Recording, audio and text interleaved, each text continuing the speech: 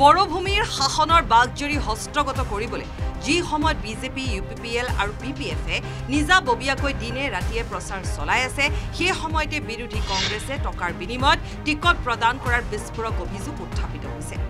বিটিচিৰ নিৰ্বাচনত লাখ লাখ টকাৰ বিনিময়ত প্ৰাৰ্থীক কংগ্ৰেছে টিকট দিলে বুলি ভয়ংকৰ অভিযোগ আনিলে প্ৰদেশ কংগ্ৰেছৰ নেতা মমিনুৰ ইছলাম টকাৰ বিনিময়ত দলে টিকট দিয়াৰ বাবে কংগ্ৰেছ এৰি মমিনুৰ ইছলামে 50 সতীৰ্থ সহ শনিবাৰে যোগ দিলে ইউপিপিএলৰ মমিনুৰ ইছলামে দেওবাৰে সংবাদমেল পাতি ক'লে বিটিচিত প্ৰত্যেকজন প্ৰাৰ্থীৰ পৰা টকা লৈ টিকট দিলে যিয়ে পইচা দিব পাৰিছে সেয়ে পাইছে টিকট বিটিচি প্ৰত্যেকটা ক্যান্ডিডেটৰ পৰা পইচা লৈ টিকট দিছে যি টিকট পইচা দিব পাৰিছে তিহে টিকট পাইছে সেই কাৰণে আমাৰ কংগ্ৰেছ দলৰ নিষ্ঠাবান কৰ্মীবিলাকৰ পইচা নাই আপোনালোকে জানে ইমান দিন দল কৰিছে হিয়তে পইচা নাই যিবিলাক মানুহ বেলেগ দলৰ পৰা পইচা কামাই পেলাই এক মাহ আগত আহি কংগ্ৰেছত জয়েন কৰিছে পইচা দিছে টিকট পাইছে বিগত লোকসভা নিৰ্বাচনত কংগ্ৰেছৰ হৈ দিনে ৰাতিয়ে কাম কৰা মানুহে কোকৰাঝাৰ জিলাত টিকট নাপালে বেলেগ দলৰ হৈ কাম কৰা লোকেহে এতিয়া টিকট পালে বুলি দাবী মমিনুৰ ইছলাম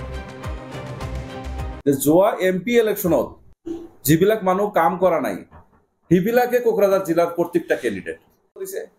গুমাৰ ক্যান্ডিডেট শ্ৰীৰামপুৰ সমষ্টিত গুমাৰ ক্যান্ডিডেটটো এমপি ইলেকশ্যনত বেলেগ দল কৰিছে পৰ্বতজোৰাটো বেলেগ দল কৰিছে আপোনালোকে সাক কোকৰাঝাৰৰ যিমান কেইটা ক্যান্ডিডেট আছে এটা ক্যান্ডিডেটও লোকসভা ইলেকশ্যনত কংগ্ৰেছ হৈ কাম কৰা নাই তেনেহলে সব নিউলি মানে পইচাৰ খেলা কৰি এটো টিকট দিছে লাখৰ হিচাপত টকা লৈ টিকট দিয়াৰ উদাহৰণ দিলে মমিনুৰ ইছলাম মমিনুৰে ক'লে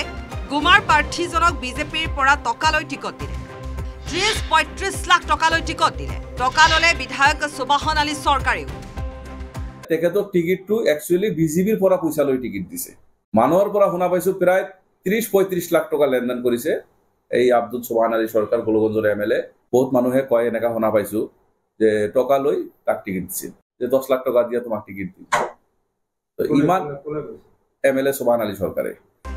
বিধায়ক সুবাহন আলী সৰকাৰৰ বিৰুদ্ধে অভিযোগ আনি মমিনুৰ ইছলামে ক'লে জিলা পৰিষদ গঠনতো সুবাহন আলী সৰকাৰে টকা লৈছিল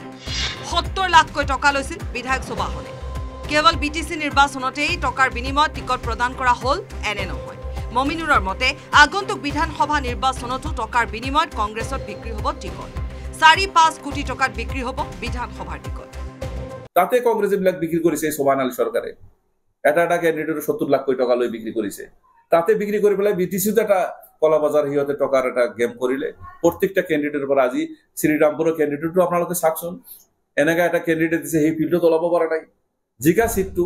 গুমাতো তেনেকা অৱস্থা যিজন ক্যান্ডিডেট দিছে আমাৰ দলীয় কৰ্মী কথাকে চিনি নাপায় 4-5 কোটি টকা দিব পাৰিব হি টিকট পাই যাব নিষ্ঠাবান কৰ্মীৰ প্ৰয়োজন নাই কালি আপোনালোকৰ মাজত যদি কোনবা যায় যদি 4-5 কোটি টকা কংগ্ৰেছৰ লিডাৰক দিয়ে আপোনালোকও পাই যাব তামাৰ হাতৰ পৰা শহীদুল হকৰ হৈতে bureau report news 18 Assam North East আপুনি বিচৰা বাতৰি পাব কেৱল নিউজ 18 এপত নিউজ 18 এপ ডাউনলোড কৰিবলৈ স্ক্যান কৰক এই QR কোড গুগল প্লে ষ্টৰতো পাব এই নিউজ 18 এপ